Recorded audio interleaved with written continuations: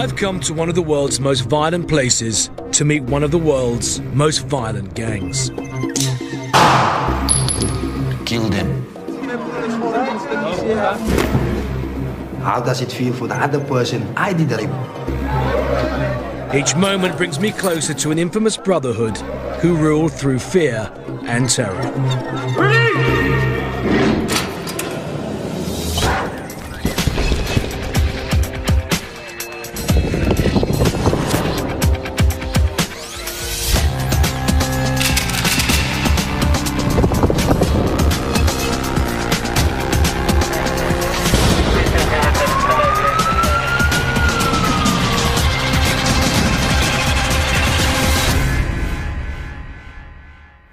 This is South Africa, a place of contrasts, of haves and have-nots. Down there are vineyards, private schools, golf clubs, and slap bang in the middle is Pollsmoor maximum security prison. Built for 3,000 men, it now houses nearly 7,000. Nelson Mandela was imprisoned there under the apartheid regime. But today's inmates are a little less savoury. Bank robbers, rapists, multiple murderers. But Pollsmoor is also home to one of South Africa's most feared and brutal fraternities, the numbers gangs.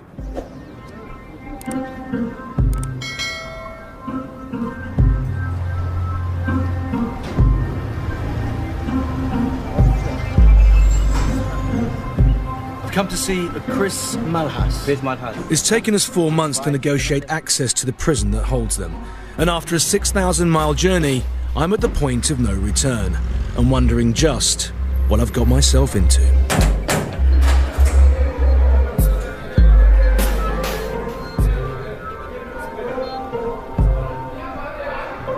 My guide through the labyrinth of Pollsmoor is Chris Malhas, a senior warder with 29 years service. He takes me straight to the arrival centre where hundreds of new prisoners are admitted weekly. It's an unnerving place. The frightened faces of the young prisoners tell their own story. They already know the horrific reputation of the number, and from this moment on, non-gang members are prey to robbery and sexual violence.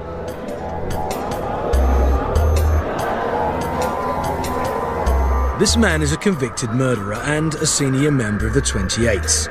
He's taking an interest in a new arrival, perhaps soliciting him for potential membership of the number or simply seeking to extort money or favours.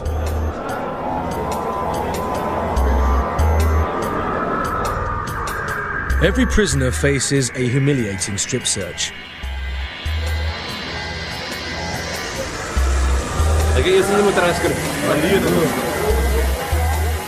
While the authorities know many of them will be facing the number gang for the first time, equally many will have already submitted to their brutal power.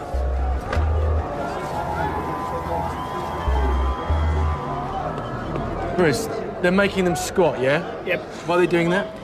We're looking for those who put drugs in their anus up. In their anus? So, yeah, while they're squatting, maybe... Because it pushes it out, yeah? Yes, when they squat. And what will they have inside the backside?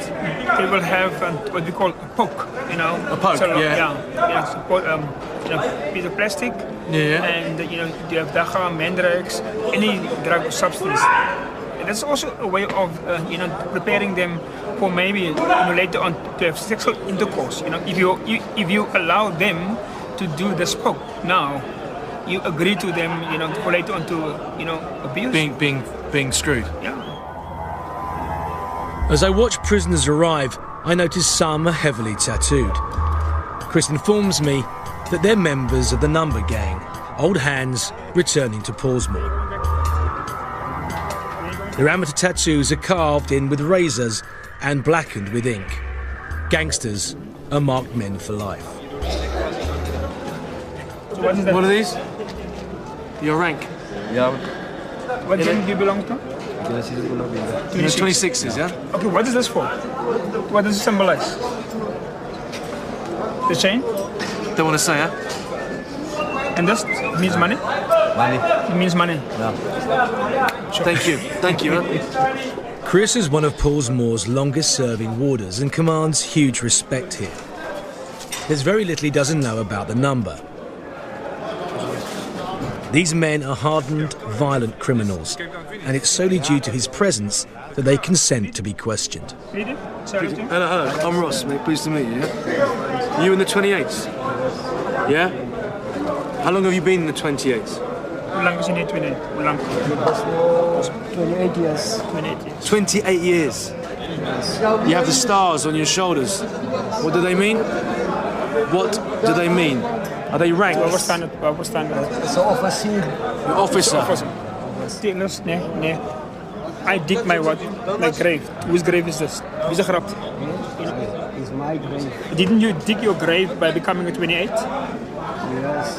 Is that what you're saying? You say, I dig my grave because I become a 28. Okay. You're saying I cry for? I cry for blood. I cry for blood. So, which line of the 28 you belong to?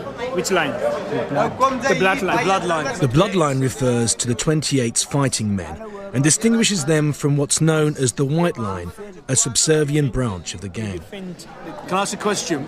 What do you think of the 26? The 26?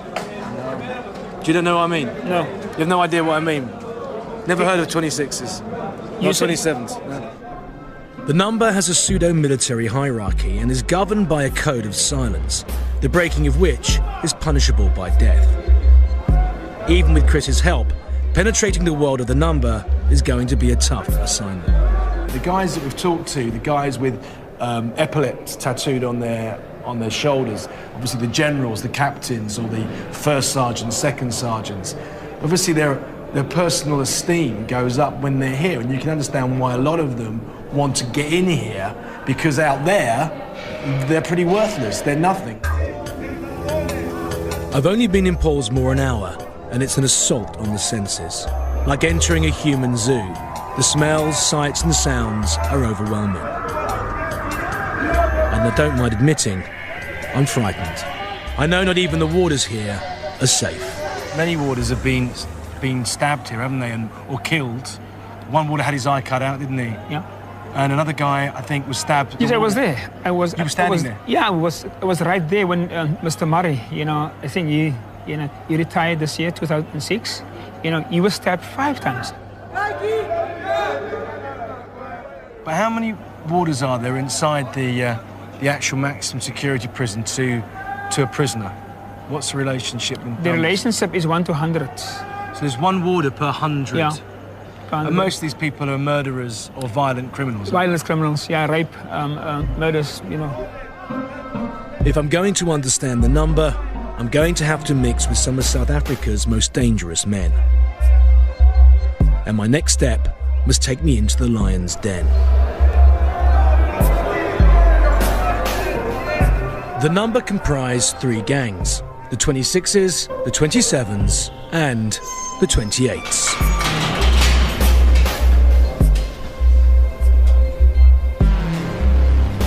So Chris, just tell me where I am in the prison now. We're going now to the power base of the number. The power base of the number. Yes. We will go to 2 cells. 2 cells. It's very dominant, 26 and 27.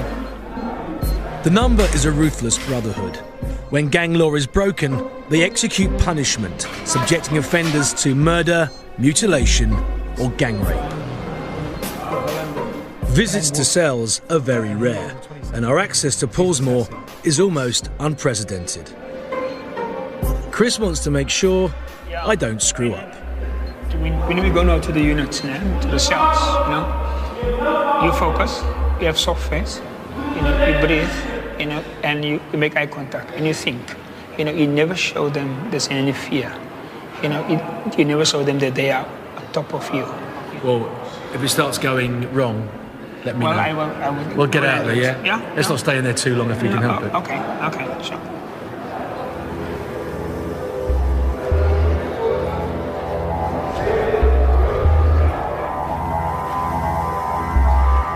Hello, Reggie, can you come inside? Chris's advice hasn't allayed my fears. So it's all right for me to go in, Chris? You must step inside. Just Step inside. Afternoon. I spend an hour in the cell with some of the hardest men in the prison. Amongst them, a member of the 27, the Numbers Assassins. But I discover the Numbers' code of silence is stronger than I anticipated. But one thing that's becoming quite apparent to me is that you guys don't really want to talk about the number to me. Can you tell me why that is? Because we took out, you see, never to reveal our secrets to anybody else, unless it's one of us. Right. Unless it's one of us. And I'm not one of you. Yes. But can I ask you one more question? What would happen if anybody did? It's very dangerous. There is punishments. I won't go into detail with it. Sure. But there's punishments. I could only imagine what the number was capable of. Thank you. Paul? Thank you. Right, guys. What can I say? There we are. We talk to people. No one would talk about the number. But then there's people showing me it's the first definite 27 we met. And he looks like a 12-year-old child.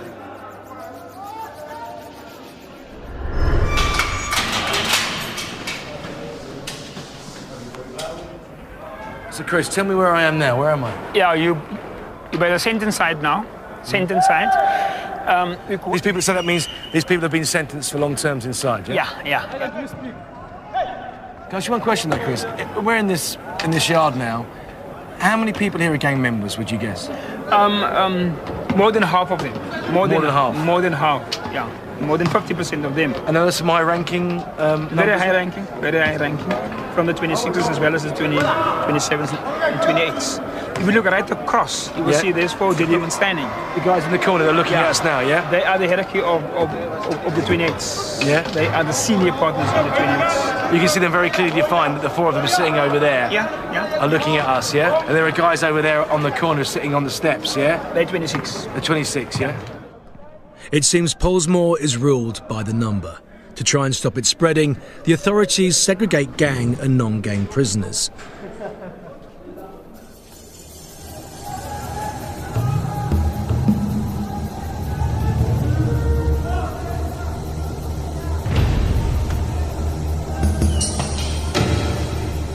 It's the end of my first day in Pollsmoor, and I'm wondering if I'll ever crack the code of the number. I'm in South Africa investigating the fearsome prison gang, The Number. So far, I've confronted a wall of silence. My guide, senior warder Chris Malhas, has told me that the prison authorities allow the Number gang to run the daily prison duties. If I can get them talking about that, I may uncover some of their secrets. Chris, it's all right to come in, yeah? Yes, please. Step out. So can you explain to me what this is? Obviously a cell for how many guys? I can speak so nice English. I can speak good Afrikaans. 14 guys in the cell. 14 guys, yeah? The 2 of you work specific with the food. Okay. You belongs to? 28 gang. You belongs to 28. The 28 control the food, huh? Yes. Has it always been like that? Yes. Prison. In every prison? Any prison. So why don't the 26 control the food? Why not? Now he have him work to clean the place, clean the offices, and when anything he have him work to do. So I would guess the one that does the food has a bit more power than the one that does the cleaning. Is that true? No, it's not more power. It's a balance. It's only the balance and do it right, in the right way. All right, this is and can give food for everyone. And it's done fairly, so a 28 wouldn't get more food than a 26, no? Oh, fair, you're doing all fair, straight. Yes. How do you feel as 26ers if you entrust them to work with the food? We agree with them. You agree with them? You show respect to that? Yes. It's a system, yeah? It's an understood system. Yeah, understood system inside of... It's obvious to me that survival in Pollsmoor depends on belonging to the number. But in this brotherhood, initiation and promotion are earned by violence. And for this reason, a prisoner's sentence can get longer and longer. The 8th of February was sentenced on the 8th of February 1983 to 6 years in prison. To 6 years? That was a long time ago. 6 years have passed. You have problems here then, yeah? Yeah, and then I assault members, stab members, so on. You stabbed prison people? Prison, the last So what member, was the worst, yeah? I step was Mr. Mari, I and Matthews and Monges, and Mr. Malfas know it. You stabbed a prison warder because he was a bad man, because he was told? It was only just to be high-ranking officers in 28. So you were given an order to stab a warder, and that moves you up through the rank, yeah? Where did you stab him? The first shot I was stabbed was in his chest. You stabbed him in his chest? The second was in his left arm. And the third shot was behind his back. And then I choose gun and do the further stabbing. Like his neck, shot here. Other shots, one shot only here. A light shot here. So was the order to kill him or just to hurt him? The order was to kill him. Why did you come to prison? Why? Murder, intent to murder, in housebreaking. Well, have you committed any more crimes according to... Yes. Yeah. Do you want to elaborate on that? Do you want to tell us? No? I guess. Other guys cut him with a knife and, you see, rob the people in prison and all the stuff. One thing that surprised me, because I've been to many prisons around the world, the use of knives here seems to be far more than in other prisons. People use fist or they use metal. But here, knives seem to be I didn't use a phrase. I use a knife, but I use a cup or something like that. A cup? Yes. Yeah. As in a cup? So a cup, yeah? Cup. Yeah. It's made of metal. Oh, you turn it into a mate? Yeah. Can you eat him on his head? Can I touch? Can I see? So you swing it and... like this. Not that's what you eat. Somebody has got with this side. This side, so you cut. This side. So why do you do that side? To make it open. To make it open. Self-defense. One of the best weapons is this. It's a lock on the end of a... Fuck. Excuse my language. Bang you. Yeah. You feel the weight and you can check what it can do to a person's skull.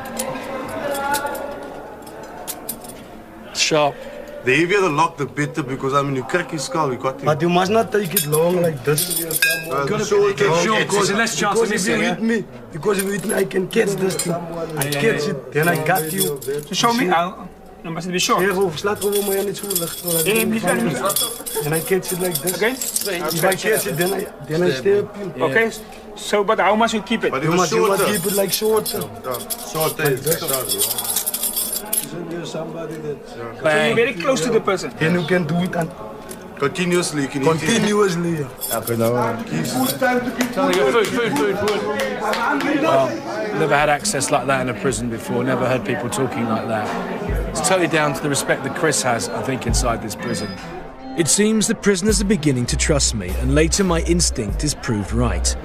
Unexpectedly, some of the prisoners decide to show me the Numbers' secret initiation ritual. We're the only guys in the cell now, and we're deep in the heart of maximum security. I don't know what wing we're on, but we're in a cell for 28s and 26s. You guys, are you going to... What is this? Tell us. It's a prison rule. It's a prison rule. So we're seeing a ritual. 26 or 27, we must... look, when you're coming into a cell, when you're new one, you're coming into a cell, you know what? If we do this stuff, we will be in deep shit. Really? But if you're going to be in deep shit, you don't do it, right? You don't get it. It's not a joke. It's not a joke. It's not a joke. People get killed here. Yes. So I tell you what, We can't do operation. we ain't going to do it. Have some food, yeah? The junior ranks were afraid to talk without the permission of one man. He's maimed and murdered his way to the very top of the number. He's a general in the 28, and his name is John Mongrel. I know. I have to meet him. To me, Pollsmoor is like hell on earth. But Chris has spent a lifetime here amid the violence, and I wonder how he copes. I always must be aware about safety, because you cannot do what I want to do within a not safe environment. So safety is not about the guns and the batons and the barbed wire. The safety for me is about the dynamic safety, to have a relationship, to gain understanding, to walk in their shoes, to know what's going up in their head, to know where they come from, to know what makes them tick. And why are they here? Why did they make the wrong choice? Because it's about voices. There's a lot of voices in our head, but there's choices. With warders outnumbered 100 to 1, desperate measures are required to prevent the prison boiling over into anarchy. Blind eyes have to be turned to the prisoners' few illicit pleasures. Drugs and porn are rife. people on Saturday night will look forward to the soft porn. Yes. They will take drugs that Yes. sexually heighten themselves. Yes. And then Sunday, Sunday's more laid back. You know, people they take recover drugs from. to bring them down from the crack or the ecstasy or whatever they've taken. Yeah. And they get off watching soft porn, and then they're having sex with other young boys and young men. Young men. Young men. And sometimes at knife point. At knife point. But you accept that as part and parcel of being here, yeah? I don't accept that as part of, it's part and parcel, but, you know, I don't accept it because then it becomes a norm. It could never become a norm because that is destroying the life of that person.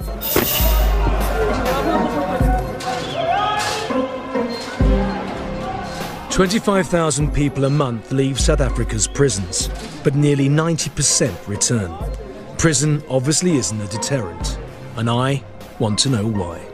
In Pollsmoor, they have the luxury to have the best medical care, to be fed and to sleep on the bed. Whether it's now in an overpopulated place, whether they need to now share one shower, you know, one toilet, but, you know, many of them opt to be here because of that essentials. Being in prison is better than being out in the real world. How funny it may sound, for them, it's better to be in prison. You know, they will use the terminology of, we are a family. They could never be a family because they're not a family. It's artificial family, but they feel respected here. You know, they feel valued here. You know, amongst them, the 26 and 27, 28. Why are they so strong? Because they have the perception of caring for one another. And their perceptions are there for them real. And we need to break down their perceptions. I couldn't believe that the number could have such a powerful hold on its members, and that they'd rather be incarcerated here than be free. I had to see where these men came from. What could be worse than Pollsmoor? I find the answer to that question 20 minutes outside of opulent Cape Town. It's the home to which many of Pollsmoor's released prisoners return. And like Pollsmoor, it's ridden with drugs and violent gangs.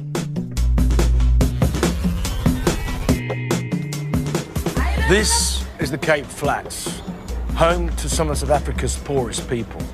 It's a deprived and disillusioned world, and consequently a fertile breeding ground for many of the country's street gangs. Kevin is a local boss of one such street gang, a group called the Americans. I go to meet him on his turf. I just saw a woman hand over some notes for a little... What was it? What would that be? That will be for drugs. Yeah, which kind? What kind of drug would it be? Mostly the elderly people are still also on tick. On tick? I think they think it's a keep fit drug. Keep fit drug? Yeah, that's why they can clean a... Yeah, they can clean a house like in seconds, and it will be spick and span. Tick is methamphetamine, and I doubt it creates domestic bliss. Before I travel deeper into Kevin's world, I need to understand the relationship between street gangs on the Cape Flats and the number in Pollsmoor. Andre Standing is one of the leading authorities on South Africa's gang culture. During apartheid, for a very long period of time, there was no relationship between the numbers and the street gangs. And the numbers actually forbid it, really. They're saying, no, the numbers only exist in prison. They don't make any sense outside prison. Now, this changed quite dramatically in the late or the early 80s, when Mandrax, the drug Mandrax, became influential. The Mandrax is very small, and one they call dealer... it button, don't they? Buttons, right, yeah. One dealer can deal a lot of those and make a lot of money, whereas a dealer in marijuana, can't really make much money. So in the 80s, you got a few gang leaders and drug merchants making a lot of money. And these guys have had a major influence on the way street gangs operate. And crucially, when they got sent to prison in the late 1980s, the prison numbers were suddenly confronted by these super rich drug merchants. So they kind of made a deal with the drug merchants. They said, what we're going to do is we're going to fast track you into the higher levels, without you knowing all the oral history, without you having to do some of the more gruesome, initiation ceremonies like stabbing people. But we're going to give you a higher level. And in return, we want access to drugs, and when we leave prison, we want access to jobs as well in the drug industry. And it seems what happened is the drug merchants thought this was a good idea. They also liked the status of being generals in the 26s or the 28s. So they became these very powerful men in prison. And crucially, when they came out of prison, they started telling gangs to align themselves to the 26s or the 28s. It seems the number is evolving and extending its reach beyond the walls of Pollsmoor. I was staggered to learn that there were now 130 street gangs on the Cape Flats, and that the largest of these is the Americans, with 5,000 members, all affiliated to the number. I caught up again with Kevin, a junior boss with the Americans, a violent ex-convict and a sergeant with the number. He invites me to the gang's headquarters, a small shack known as the White House.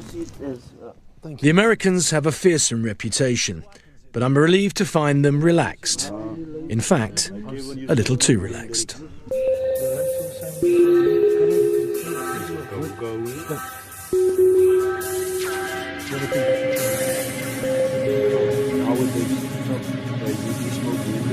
But they prefer now. Guys, they leave them in for this thing.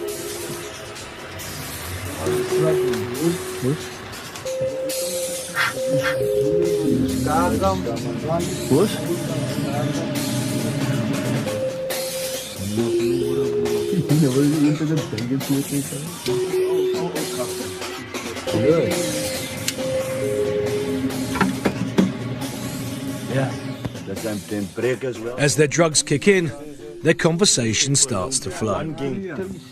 But I'm right in assuming that the Americans are the biggest, are they? Yes. No. I put it this way. I go as far as the media announced it, you know? Right. By me saying that we are the biggest gang, it could be a lie, you know? It could be true too. But according to the media stated the most notorious gang in the Western Cape, the Americans.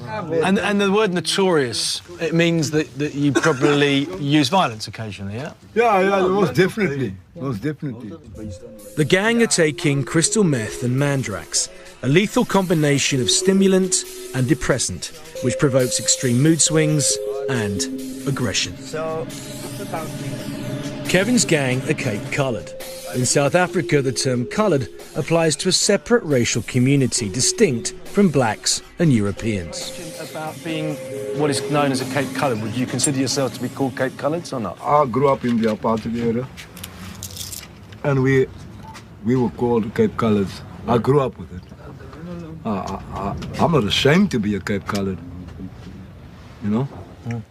There's one thing that people say, though. They say that when both the regime was here, when the apartheid regime was here, you were treated like second-class citizens by the government then, and now the black regime here, the ANC regime here... Seems to be with third now. Really? Yeah, we're going low. Is that a general consensus? That's how you see it. You see how you can count how many coloured people you find in parliament. Then you see how many coloured, then you see how many European people you find in parliament, and then you see the majority, the African people in parliament. Who's got the money now in the country? It's the blacks. The blacks and the whites. The colours, they don't see the colours. Why? All the armed robberies, all the murders. You get affirmative action, you know.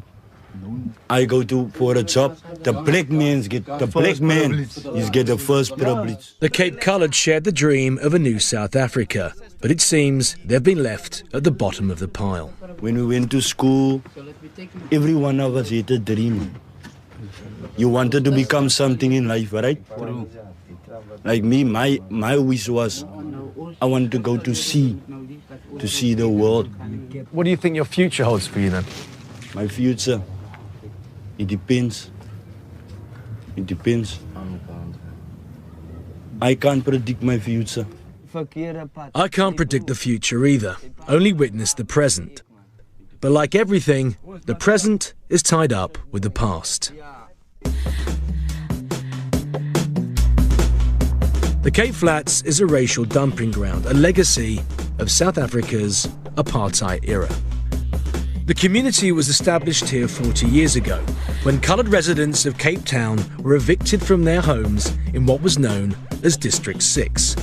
They were relocated beyond the white enclave of Cape Town to a barren area known as Cape Flats. Today, 2 million of the Western Cape's poorest people live here. 75% of all violent crime in South Africa involves firearms. And there are an estimated 10 million unlicensed guns in the country as a whole. Many of them are here on the flats. Now, Kevin, local gang leader of the Americans, has kindly agreed to show me a small part of his arsenal. Such is the lawlessness of the Cape Flats that Kevin has no fear of showing me his guns. He's also frank about his dealings with the police. Yeah, they will leave you. If you have 150 rand on you, you're free to go. You tell him, yeah, I've got a gun on me. And if you give him 150 rand, he'll let you go? 150 rand. Yeah. And So you that's go with £15. Yeah, you go with it. When you're loading the weapon, you do this alternatively, don't you? Yeah, solid, hollow. Bullets with hollow points shatter on impact. They cause terrible injuries when fired at a person, as Kevin's friend knows to his cost. He's got an example, his leg is too hollow. It splits. Oh God, your leg is completely... Learn, what happened then? Shot me. Oh, it was a hollow point, yeah? Yeah, only one bullet. There, yeah? Yeah, the leg comes out here. And it came out there and exploded. Yes. So they shot you in the leg, and where else did they shoot you? In my bum. It exploded in my stomach. Look at that. Did they... that was a hollow point like this? Yes, I had to sit through here. You had to shit through, yes, through the whole use the leg? toilet, yes. Because you couldn't use it, huh? For a whole year, yeah. For a whole year you had a colostomy bag, yeah? Yeah. Guns are a part of everyday life for gang members. They know how to use them and how to avoid prosecution. When you're putting the rounds into the magazine, don't you do something with your fingers? Yeah, we actually put the wooden glue. You put onto your fingers. If you put this part, but we simply take a mist, you put it into the palm, then you just rub it. The wooden glue performs like another skin. So it fills in your fingerprints? Fingerprint. So your fingerprint won't be... On the gun? On the gun, because mostly if they catch you with a gun so big and it's on the ground, you can win the case. But you won't win the case if your fingerprints is on the gun. So far, I've seen little evidence of any law on the Cape Flats. We asked the South African police to appear in this film, but they refused. I'm in South Africa, where drugs and gang violence rule the Cape Flats. Kevin is a leader of the Americans and a member of the notorious Number. No one is safe. Friends, his wife, even his 3-year-old child have died by the gun. Kevin is very close to his sister Janice, and I want to know how she copes with his life. I don't agree with him being part of a gang, but he's a different man in the house. What he does outside is his own doings, and as I said, I have a son that I'm raising, and I wouldn't want him to be part of a gang, but he's my son's uncle. When you look into Kevin's eyes, you can see that there's a lot of pain in there. He does have a lot of pain, merely because he lost his son. His son he lost about 13 years ago now. It's very sad up until this day, merely because of the manner that he lost him. How did he lose? Kevin came home one evening with a cocked gun, illegal of course, and his son found it in the morning, and the gun went off, and he died, yes, on the way to hospital. I asked Kevin about his son's death. It was a gun on the wrong place. That's why I don't... It's how the people made some of the guns. Some guns doesn't have safety, some guns Oh, can he found the work. gun. He found the gun, yeah? Yeah, the impact to the ground. He was in my arms when he died. Despite the life he leads, Kevin still believes in God. Do you believe that when you go, if you should get killed, do you think that you'll be seeing them again? Do you hope to see them again? I'll be living in peace because I'm already there to straighten my path for the next life. There is, if God makes a promise, He won't break His promise. He doesn't break His promise because He didn't break His promise with most of His followers. So that will be, even if I don't meet Him, I will be there with Him. That's the best is your family and your relatives.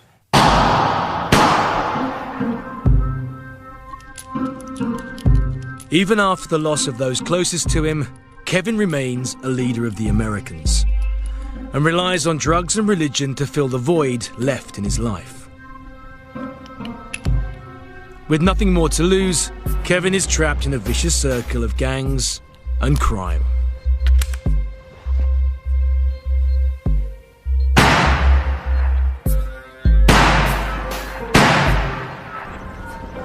Street gangs dominate the everyday lives of children on the Cape Flats. And like Kevin's son, some of them don't stand a chance. Talking to kids on the street, I am saddened by how familiar they are with gang violence. Do you like the Americans? No. No, who do you like? The Yakis. The Yakis. Why do you like the Yakis? Because they shoot, they fight. Yeah. They gangsters, they shoot people, they blah, blah, blah. Do they? Do you think that's good or do you think that's bad? It's bad. Bad, yeah? Do you ever hear gunfire and stuff like that? Yes. A lot, huh? Yes. I'm beginning to fear that gangsters are the only role models for the next generation on the Cape Flats, though I felt there had to be another option. This isn't the latest batch of young offenders. These boys belong to the Olympia Boxing Club. In a society this violent, perhaps it's no surprise that boxing's being used to keep the kids out of trouble. I speak to the coach, serving police inspector Paul Manuel, who tells me just getting to his club is trouble enough. For them to leave their house and actually get you, they literally have to dodge bullets, and they got to pass through different gangsters' turf and that type of thing. So for them to get you is 80% of the battle won already. Paul's mission is to teach his boys self-discipline and respect. These youngsters then go back into the same community where I found them and start becoming, role models, start becoming ambassadors, but the good role models, the good ambassadors. Paul's academy gives these kids an alternative to gang life. Mazel is one of the club's success stories. You've never ever become a gang member? No. Do you think the boxing's had something to do with that? A lot. It kept me busy. It kept me busy the whole time. And due to my inspiration, I'm Paul Manuel. It kept me away from being or becoming a gangster. I've got a lot of time for Paul and the boys, but I can't help thinking they're fighting a losing battle. Even if the epidemic of gangs can be cured on the street, it can still be transmitted from where it thrives, inside the walls of Pollsmoor prison.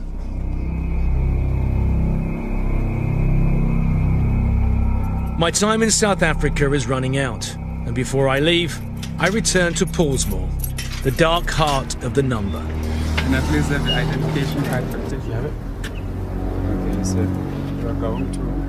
The General of the 28th, John Mongrel, has finally granted me an audience. I find the prison corridors empty. It's Sunday, and a church service is in full swing.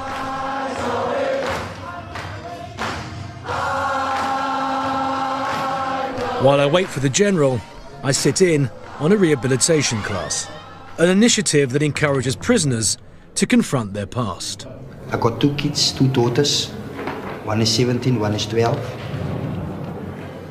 I don't want they to be raped because I know how does it feel. Somebody raped my daughter, I kill him. But how does it feel for the other person I did rape? How does our family feels? It's time to meet the General, the most feared man in Pollsmoor, the highest ranking 28. His bloody road to the top rank of the number began 19 years ago when he was sent to Pollsmoor, convicted of murder. I was 14 years old. You were 14 years old? 14 years old. And you came to Pollsmoor then? Came to Pollsmoor as a juvenile. Yeah, and what was your sentence? My sentence was 9 years. But how comes you've been here so long then? In the prison, I go to the 28th. They told me, okay, I gave you a number and you must kill a guy in the cell. And they give me a knife. And the other guy came and they strangled him. And I took the knife and stabbed him in his heart. And 2 times and the blood come out. Yeah. And you did that because you were ordered to, yeah? Yes. Because you were 28, I'm 28 years. So the warder's frightened of you? If there is a warder, it's not right here in prison. I told the 27, you what the 27 is, there's a knife for you. You must kill the warder or the major or the captain. And the 27, they told me, salute, my brother, and go. You can watch. And then I go to the cell there. Yeah, and you watch? And then watch. So what would happen if the 27s didn't follow your orders? I killed them. Because we cannot stand for that duty. Sure. I killed them. The General seemed prepared to talk about the number, so I decide to risk asking him about the initiation rite his junior ranks have been so afraid to talk of. If a person come in the cell, my duty is to ask him for what he is here and how long he. And I told him, you sleep there. And if it's not the number, I have sex with him. You have sex with him? I have sex with him. How do you have sex with him? You hold him down? I hold him down. My face him. You face him, yeah? Yeah, sex with him. You hold him down. Does someone else help you hold him down, or you do it on your own? No, he's scared for me. So he has to have sex? Yeah, then he lay. The secret rites and brutal code of the number are becoming clear to me. Either you fight your way up the ranks or become a permanent victim of sexual abuse. I have sex with a man. 19 years you have sex with a man? With a man. Does that make you gay? No. Why not? I'm not a gay. What are you then, a man? I'm in daughter, a man. Right, you're the man. But what about the man that gets fucked? What's he? He's a woman. He's a woman? Yeah, a wifey, a woman. I'm telling him, you must wash my clothes. He do it. I give him bread, food. I give him a bed. And I wash them, he's all right. So do you have a lady in here now, a lady boy in here now? I have one. How long have you been with that one? 3 weeks. 3 weeks. Do you change regularly, yeah? Yeah, I change, yes. You just walk up to them and you go, you will be my wife? Yes, she comes sleep by me, by my bed. If they don't do that, what happens? Kill them.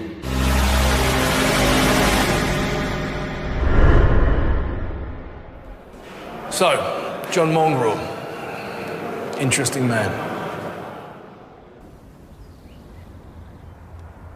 John Mongrel is one of the most sadistic men I've ever met. But I feel it's important to remind myself that he's a result of the problem and not its cause. South Africa is such a breathtaking place. It sort of feels wrong to say that I'm disappointed, but I am. It's 16 years since Nelson Mandela was released from prison. And while many things have changed, so many things have stayed the same. One elite has been replaced by another elite. Privilege and segregation still exist. The gap between the haves and the have-nots is vast, and gang violence is an everyday occurrence. It may be 16 years since the end of apartheid, but I believe the struggle for South Africa has only just begun.